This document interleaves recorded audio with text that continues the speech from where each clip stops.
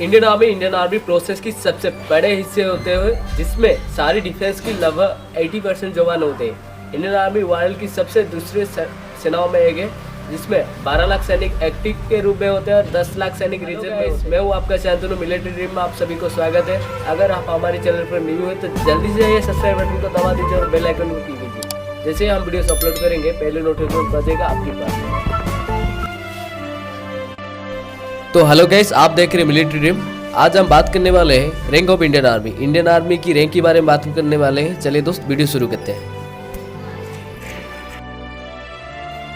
Indian army ranks of Indian army ranks को 3 category में classify किया गया है। पहले कैटेगरी में आता है कमिश्नर्ड ऑफिसर, सेकंड में आता है जूनियर कमिश्नर्ड ऑफिसर, थर्ड में आता है नॉन कमिश्नर्ड ऑफिसर। कमिश्नर्ड ऑफिसर सबसे पहले आता है जनरल इंडियन आर्मी की सबसे उच्च रैंक होती है जिन्हें कमांडिंग चीफ भी कहा जाता है। इनकी यूनिफॉर्म की शोल्डर पर क्रमशः 25 और स्टार, उसके ऊपर नेशनल एम्बलम स्टार लगे होते हैं। इन सभी से पतले रेड कलर की लाइनिंग होती है और कलर पर क्रमशः 25 के साथ 4 गोल्ड स्टार लगे होते हैं। ये rank chief of army staff को दिया जाता है।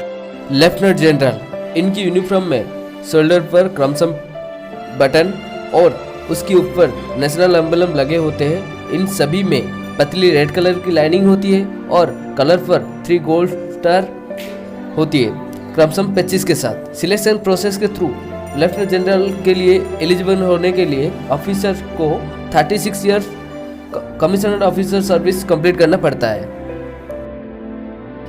मेजर जनरल इनकी यूनिफॉर्म में शोल्डर पर क्रमशः 25 और उसके ऊपर स्टार लगे होते हैं। इन सभी में पतले रेड कलर की लाइनिंग होती है और कलर पर क्रमशः 25 के साथ 2 गोल्ड स्टार होती है। सिलेक्शन प्रोसेस के थ्रू मेजर जनरल के लिए एलिजिबल होने के लिए ऑफिसर्स को 28 ईयर कमिश्नर्ड ऑफिसर सर्विस कंप्लीट करना पड़ता है। ब्रिगेडियर की यूनिफॉर्म पर शोल्डर पर नेशनल एम्बलम के साथ 3 स्टार ट्रायंगल की तरह होती है। एक 1 स्टार रैंक होती है। इनकी कलर्स पर क्रमशः 25 के साथ 1 गोल्ड स्टार होती है। सिलेक्शन प्रोसेस के थ्रू ब्रिगेडियर के लिए एलिजिबल होने के लिए एक ऑफिसर को 25 ईयर कमिश्नर्ड ऑफिसर सर्विस कंप्लीट करना पड़ता है। कर्नल इनकी यूनिफॉर्म में शोल्डर पर नेशनल एम्बलम के साथ 2 स्टार होती है और इनकी कलर्स पर क्रमशः 25 विथ गोल्ड ब्रांड्स। इस रैंक के लिए एलिजिबल होने के लिए ऑफिसर को 15 इयर्स कमिश्नर्ड ऑफिसर सर्विस कंप्लीट करना पड़ता है। इन्हें सीओ कमांडिंग ऑफिसर भी कहा जाता है।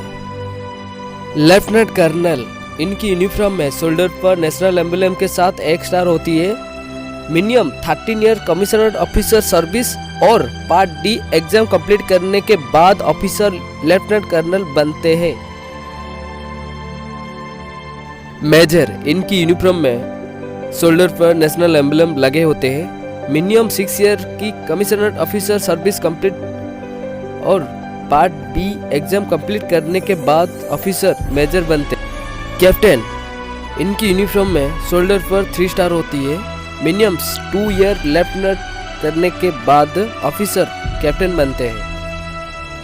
लेफ्टिनेंट को वायु मतलब यंग ऑफिसर भी कहा जाता है। एनडीए या सीडीएस में एग्जाम देने के बाद आईएमए या ओटीए में ट्रेनिंग लेने के बाद कैडेट को फास्ट रैंक लेफ्टिनेंट ही मिलता है। इनके यूनिफॉर्म पे 2 स्टार देखने को मिलता है। जूनियर कमिश्नर्ड ऑफिसर सबसे पहले आता है सूबेदार मेजर। इनकी यूनिफॉर्म में शोल्डर पर नेशनल एम्बलम के साथ नीचे लाल सुनहरी लाल पट्टी देखने को मिलती है। सूबेदार इनकी यूनिफॉर्म में शोल्डर पर 2 स्टार के साथ नीचे लाल सुनहरी लाल पट्टी देखने को मिलती है। नायब सूबेदार इनकी शोल्डर पर स्टाइप के साथ 1 स्टार देखने को मिलती है। नॉन कमिश्नर्ड ऑफिसर सबसे पहले आता है हवलदार। इनकी शोल्डर पर 3 फित्तियां देखने को मिलती है। नायक इनकी शोल्डर पर 2 फित्तियां देखने को मिलेगा। लेंस नायक इनकी शोल्डर पर 1 फित्तियां देखने को मिलेगा। सिपाही, इन्हें हम सिपाही, जवान, सोल्जर भी कहते हैं। इनके शोल्डर पर प्लेन ब्रेज देखने को मिलता है। अगर आपको मेरा वीडियो पसंद आया तो लाइक